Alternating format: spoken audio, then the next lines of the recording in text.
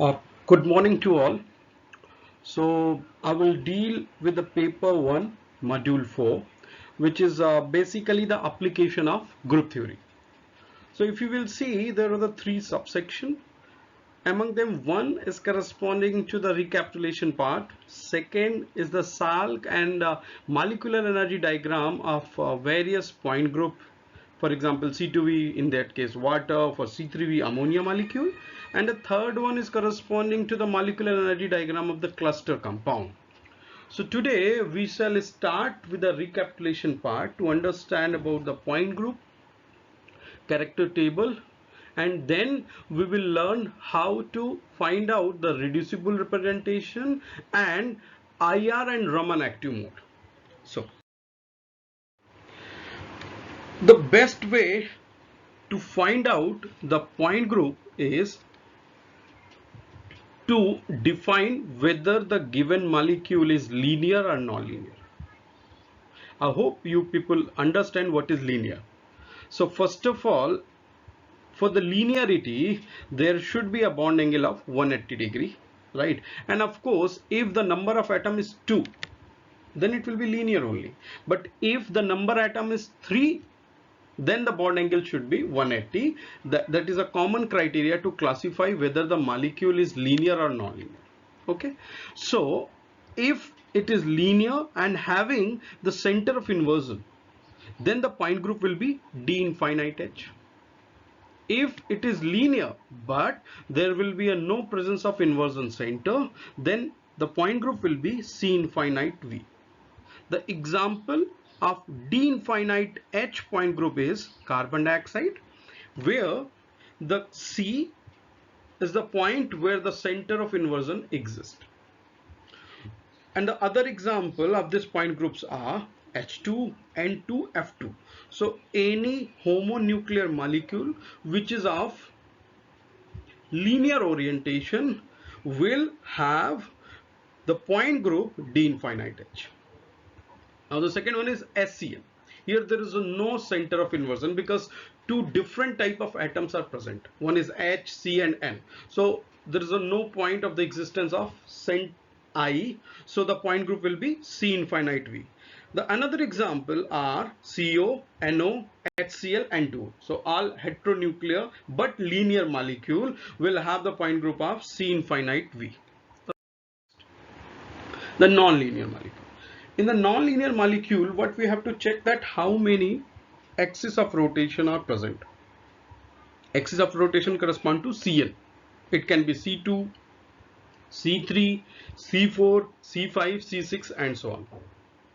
So if C2 is present and along with the C2 any other axis of rotation is present, in that case we have to see their orientation is perpendicular to each other, then the possible point group can be DNH, DND and DN.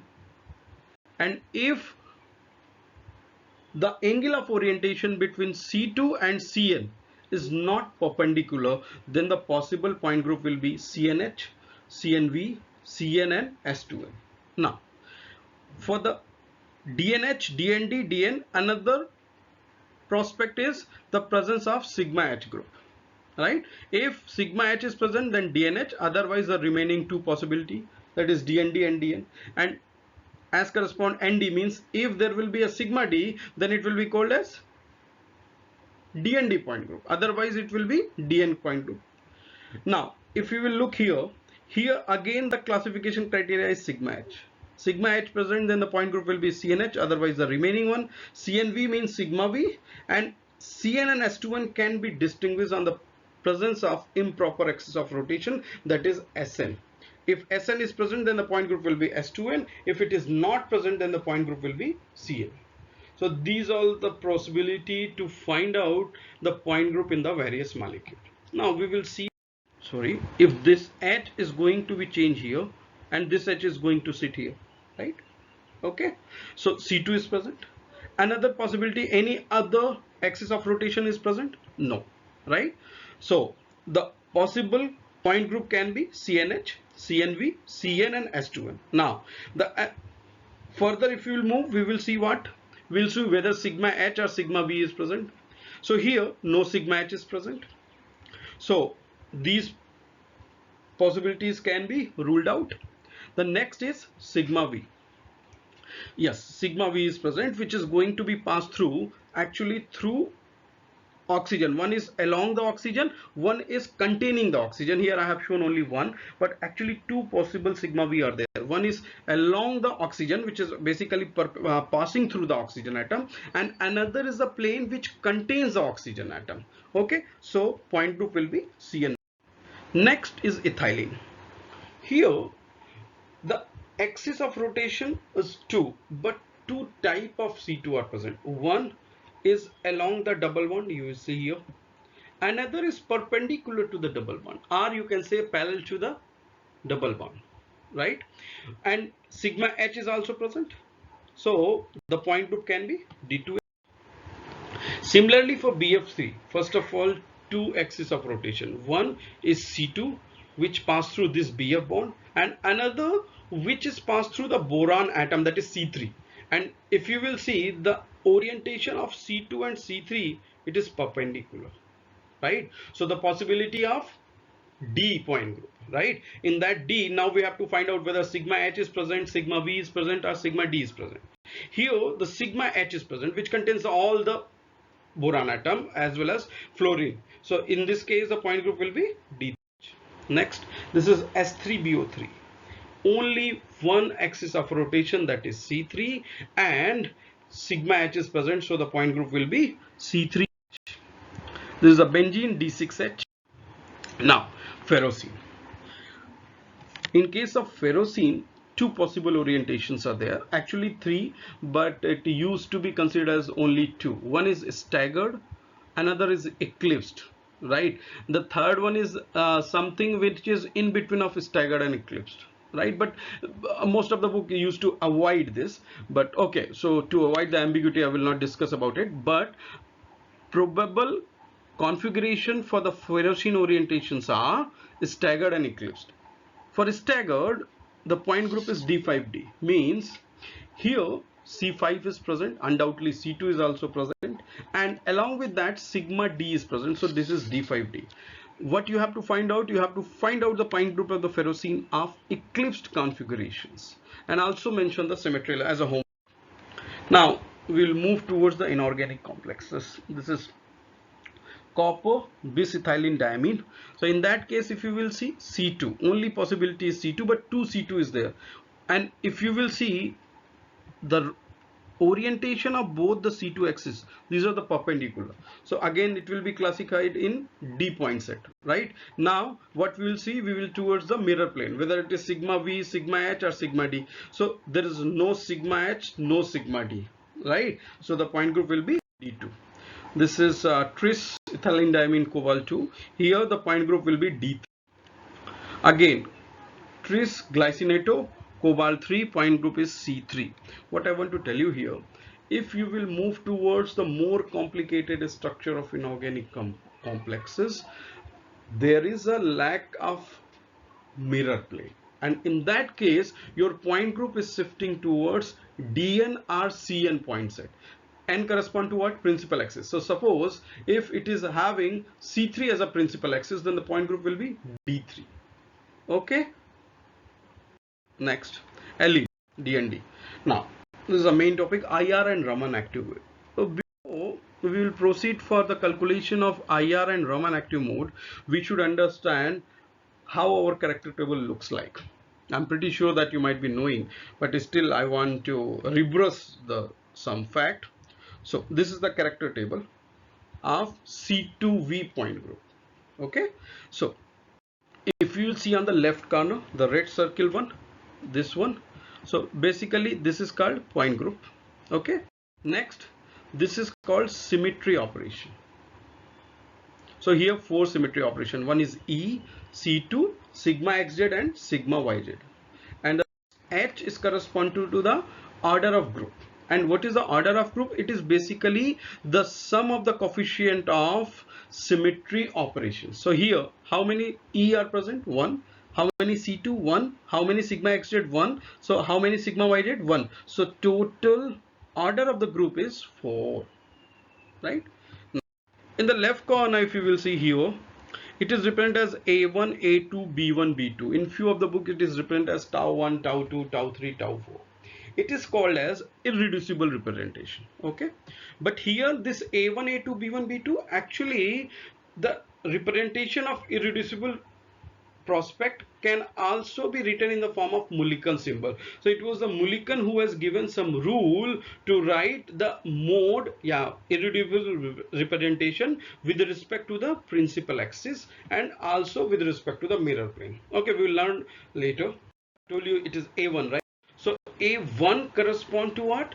That what is the role of mirror plane? If it is symmetrical, then it will be 1. If it is -1, it will be called as B2. So like this way we used to classify it. So this is whole Mulliken representation has been given, where we can use it, what terms, and how we can proceed. Now, okay, before starting the Raman and active mode, we should know what is IR active and what is Raman active. So what is IR active?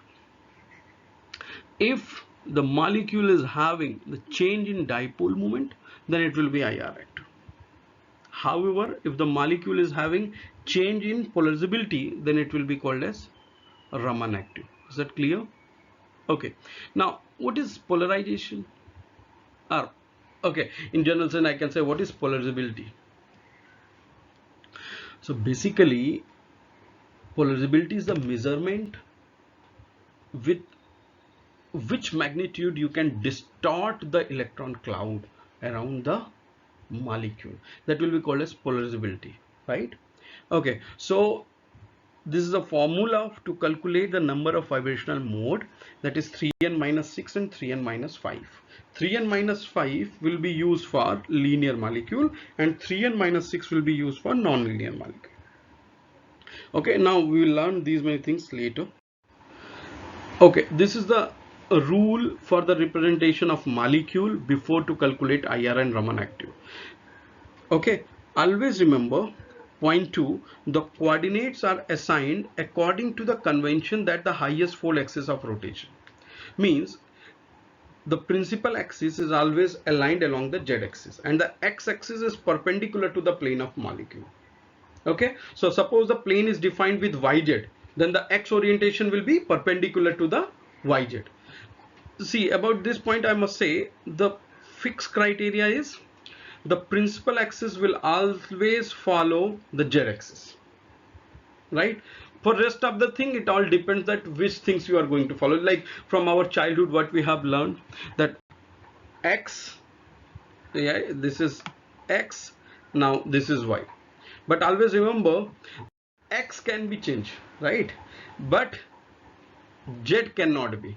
Okay, now see, I will show you from example, right? This is a characters table of C2V point group. Now see here water molecule, right? What the rotation, what the way we have taken, if you will see, it is y-axis, this is z-axis, and this is x-axis, right?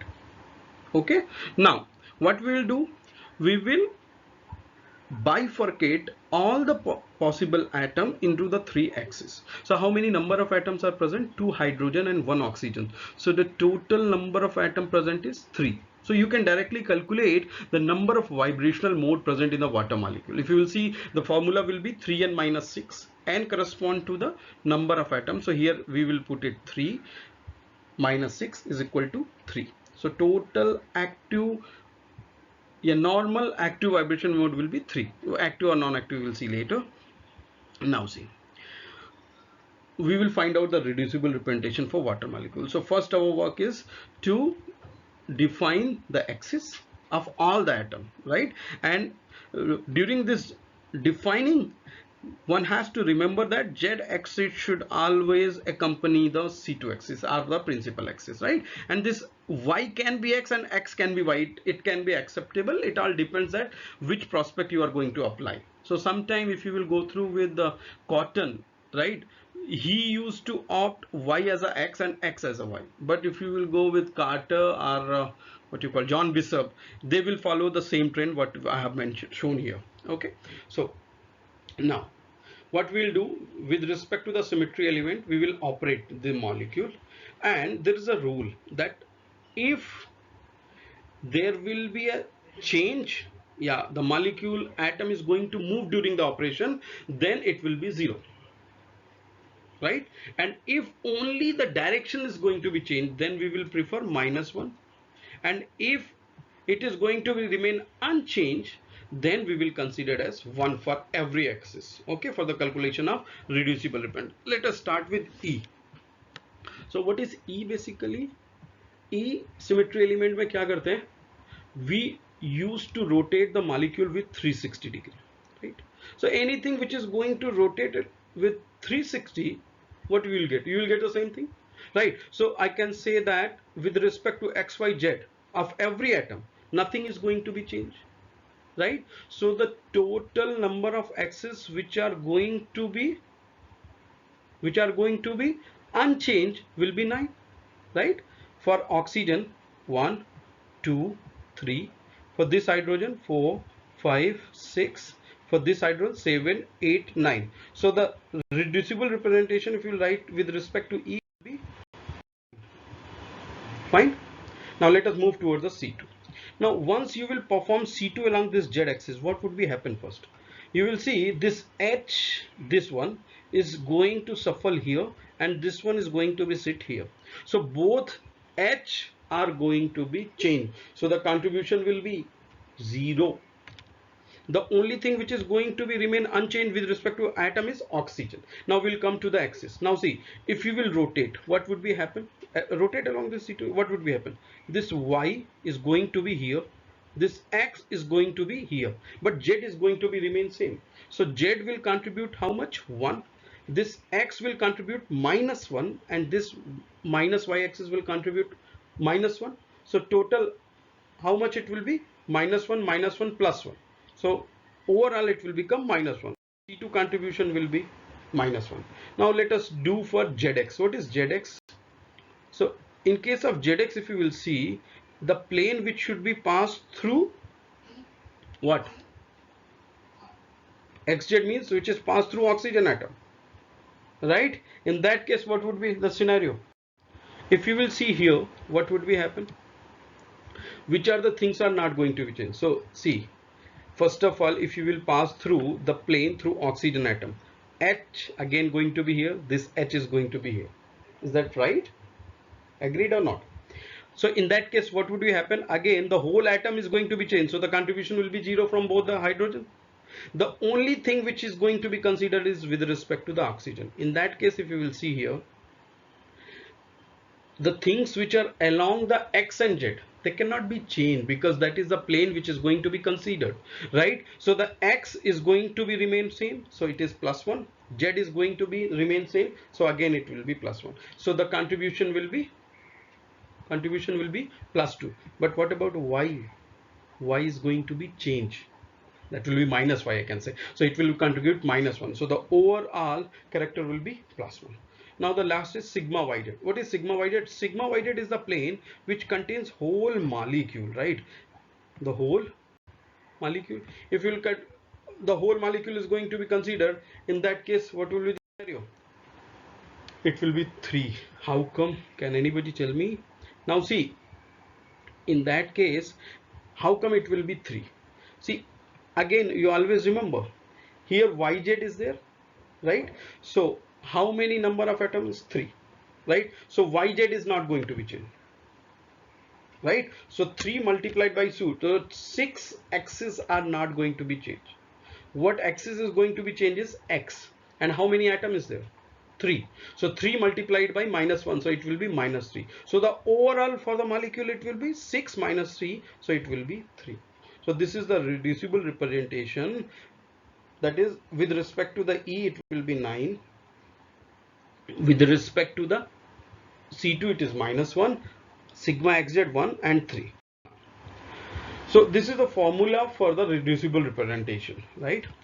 N is equal to 1 by H summation of chi Rx multiplied by chi Ix dot nx, right? It's quite difficult to understand, but once you will start performing the reducible representation, you will come across. I have mentioned here for your consideration that what exactly it is. For example, what n correspond to the number of operation. What is xy? It is a character of irreducible representation, and x, it is a character of our reducible representation. So this is the character of reducible representation, but these are the character of irreducible representation, right? And 1 by h is the order of class, right? We will do it. Okay, now see here, this is a1, so I have written a1. 1 by h, what is the order of class? The group. So how many e? 1 1 1 1, so h will be 1 by 4. Is that fine?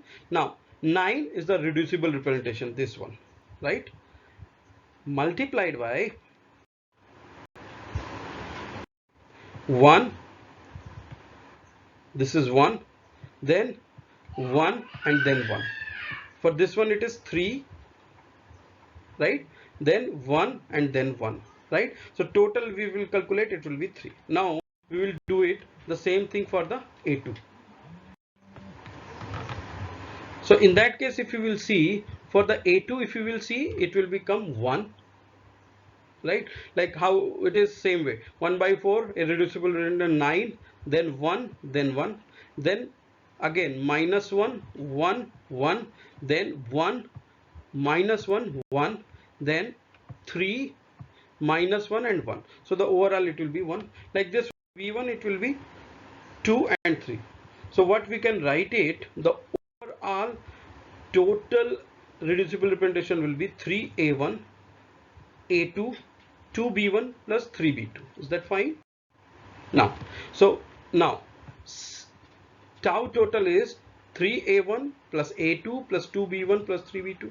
Now translational, always remember the things which are written parallel to xyz, yeah, they will correspond to the translational. So if you will see here where the x is written, x is written for the b1, right? So what we will write, b1. For y it is b2, and then z a1. So what we'll write, a1 b1 and b2. Now for the rotational, what we'll see, r, as I have already told you, right? So rz kahan likha hai? This is a2, then ry b1 and then b2. So this will correspond to the rotational. Now what we are supposed to find out, we are supposed to find out the vibrational, right? So vibrational, how do we calculate?